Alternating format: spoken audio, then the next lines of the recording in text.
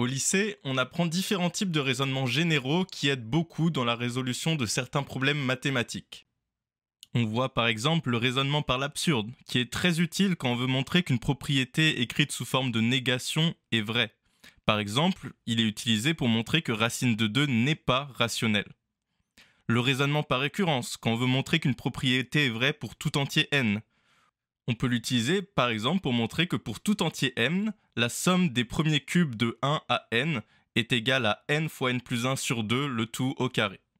Le raisonnement par contraposé, lui, permet de montrer que A implique B en s'intéressant plutôt à la proposition équivalente non B implique non A, qui se révèle des fois être plus facile à étudier. On peut l'utiliser par exemple pour montrer que pour tout entier n, n carré pair implique que n est pair. On voit aussi le raisonnement par analyse-synthèse, qui est utilisé pour justifier l'existence d'une solution en déterminant la tête de celle-ci. Ce raisonnement est notamment très utile dans les équations fonctionnelles. On va par exemple l'utiliser pour déterminer toutes les fonctions f de R dans R dérivables qui vérifient f de x plus y égale f de x plus f de y pour tout x, y. Mais évidemment, cette liste de raisonnements qu'on apprend au lycée ne constitue pas une liste exhaustive. Et ce que je vous propose dans cette vidéo, c'est d'en découvrir 3 autres à ajouter à cette liste.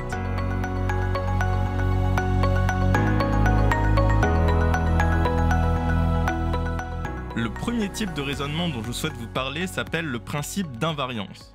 Il est utile lorsque vous avez un problème qui part d'une situation initiale, qui répète une action pour passer aux situations suivantes et qui vous demande s'il est possible d'aboutir à une certaine situation finale.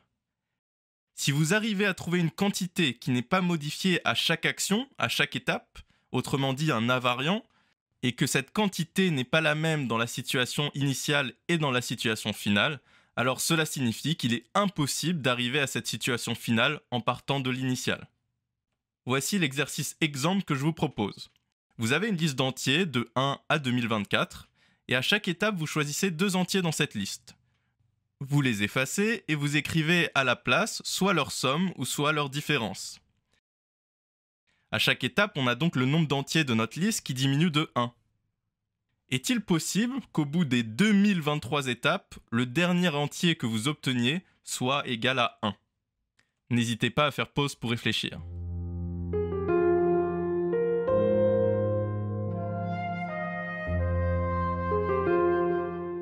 Alors, ici, on a une situation initiale. C'est notre liste d'entiers de 1 à 2024.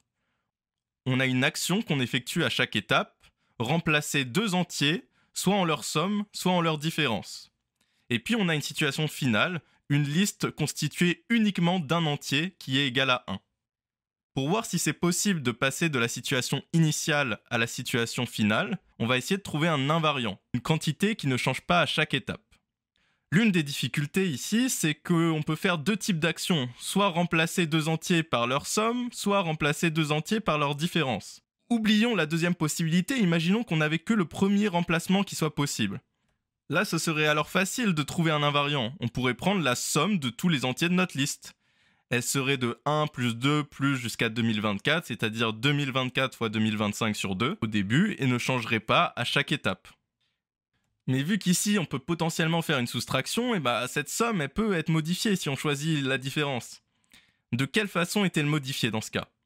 En fait, si j'enlève des entiers A et B et que je les remplace par A moins B, alors la somme de tous les entiers elle diminue de A et de B qu'on enlève, mais elle augmente de A moins B. On voit donc qu'en ayant fait ce remplacement, la somme a diminué de moins 2B. Elle a donc diminué d'une quantité paire. Le voici en fait notre invariant, la parité de S, la parité de la somme de tous les entiers. Qu'on choisisse la somme ou la différence comme remplacement, on va toujours garder cette même parité. Or, cette parité, dans la situation initiale, on a vu que la somme, elle valait 2024 fois 2025 sur 2, c'est-à-dire 1012 fois 2025, qui est un nombre pair.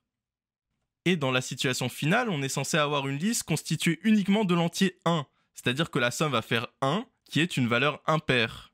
On a donc un invariant qui n'est pas le même dans la situation initiale et dans la situation finale. Conclusion, c'est impossible d'aboutir à cette situation finale en partant de notre situation initiale. Passons au deuxième raisonnement, le principe des tiroirs. L'idée de ce principe est vraiment extrêmement simple. Si vous voulez ranger n plus une chaussette dans n tiroirs, Alors forcément, quand vous allez les ranger, il y aura au moins un tiroir qui contient au moins 2 chaussettes. C'est clair. Par exemple, si je vous dis que parmi 13 personnes, il y en a toujours 2 qui sont nées le même mois, et les tiroirs, ça va être les mois de l'année, les 12 mois de l'année, et les personnes, ça va être les chaussettes. Et forcément, quand vous allez ranger ces personnes, il va y avoir 2 personnes dans le même tiroir, c'est-à-dire 2 personnes nées le même mois. Pour vous exercer, je vous propose l'exemple suivant. Il y a n personnes dans une pièce, montrez qu'il y en a au moins 2 qui ont le même nombre de connaissances dans la pièce. Ah oui, petite précision, on suppose que si une personne A connaît une personne B, alors B connaît aussi A. Faites pause pour réfléchir.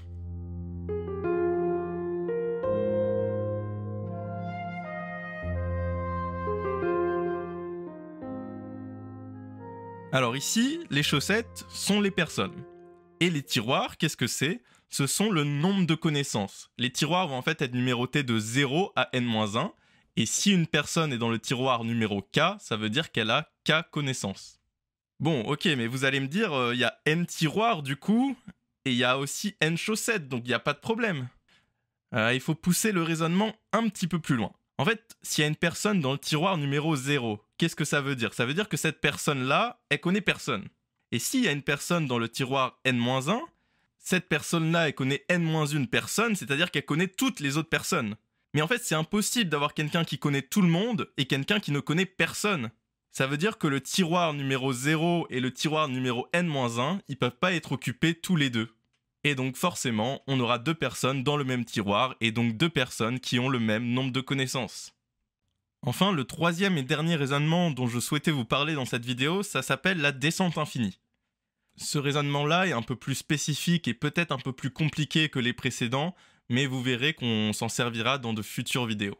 Alors déjà, à quoi ce raisonnement va servir ? Il va servir quand on veut montrer qu'une équation polynomiale n'a pas de solution entière positive. Son principe, c'est le suivant.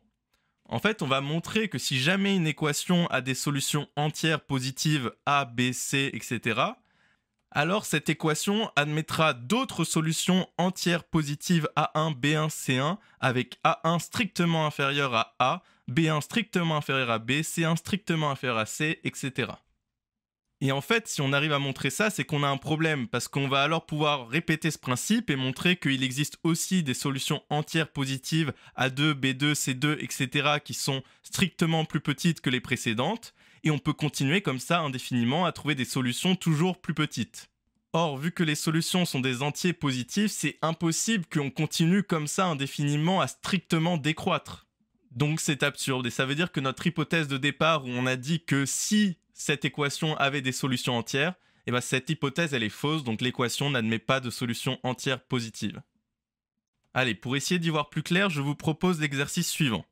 Montrez qu'il n'existe aucun quadruplé d'entiers strictement positif, A, B, C, D, vérifiant l'équation suivante, A carré plus B carré égale 3 fois C carré plus D carré. Comme pour les autres exercices, je vous invite fortement à faire pause pour prendre le temps de réfléchir.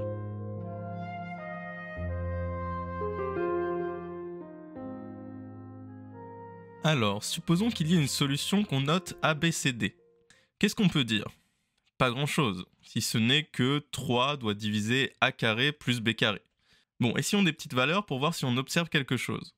Par exemple, 2 au carré plus 1 au carré, ça fait 5, et 5, c'est pas divisible par 3, donc ça marche pas. 2 au carré plus 2 au carré, ça fait 8, ça marche toujours pas. 2 au carré plus 3 au carré, 13, non, ça veut toujours pas. Bon essayons en commençant par 3 au carré plutôt que 2 au carré. 3 au carré plus 3 au carré, ça fait 18. Ah là, ça marche. 18, c'est divisible par 3. 3 au carré plus 4 au carré, 25. Non, ça ne marche pas. 3 au carré plus 5 au carré, 34. Ça marche pas non plus. 3 au carré plus 6 au carré, 45. Là, ça marche à nouveau.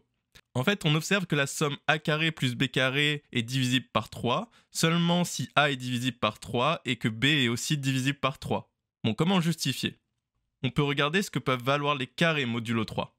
Bon, ici, il faut savoir ce que c'est une congruence. On peut voir qu'en écrivant les congruences modulo 3 pour les carrés, il n'y a que 2 possibilités. Ils peuvent soit valoir 0, soit valoir 1. Donc ça veut dire que pour que la somme de 2 carrés soit divisible par 3, c'est-à-dire soit congrue à 0 modulo 3, il faut forcément que chacun des carrés soit congru à 0 modulo 3. Et ça entraîne aussi que les nombres eux-mêmes doivent être congrus à 0 modulo 3. Donc finalement, on a 3 divise A et 3 divise B, et ça veut dire qu'on peut écrire A égale 3A1 et B égale 3B1 pour certains entiers A1 et B1 strictement positifs. On a donc la somme A carré plus B carré qui est égale à 9A1 carré plus B1 carré, et ça c'est aussi égal à 3C carré plus D carré vu que A, B, C, D c'était une solution. On peut alors diviser par 3 des deux côtés, et puis on obtient finalement C carré plus D carré qui est égal à 3A1 carré plus B1 carré. Mais ça, qu'est-ce que ça veut dire ? Ça veut dire que CDA1B1 est aussi solution. Et on peut assez facilement voir que c'est une solution strictement plus petite que la solution ABCD. On peut donc répéter le raisonnement qu'on vient de faire, et par le principe de la descente infinie, on va descendre, descendre, descendre, et à un moment c'est plus possible de descendre, donc c'est absurde. Il n'y a donc pas de solution entière positive. Voilà, maintenant vous pouvez rajouter ces 3 raisonnements à votre liste. J'espère que cette vidéo vous aura appris quelque chose. Et en fait, cette vidéo, c'est un peu un préquel à de futures vidéos, dans le sens où vous verrez que je vais utiliser ces raisonnements pour montrer des choses d'ailleurs assez jolies. Mais ça, on verra ça plus tard. N'hésitez pas à mettre un j'aime si vous avez aimé, n'hésitez pas à vous abonner aussi si justement vous voulez savoir la suite. Et voilà, et moi je vous dis un grand merci et à très bientôt pour une autre vidéo. Allez, bye bye.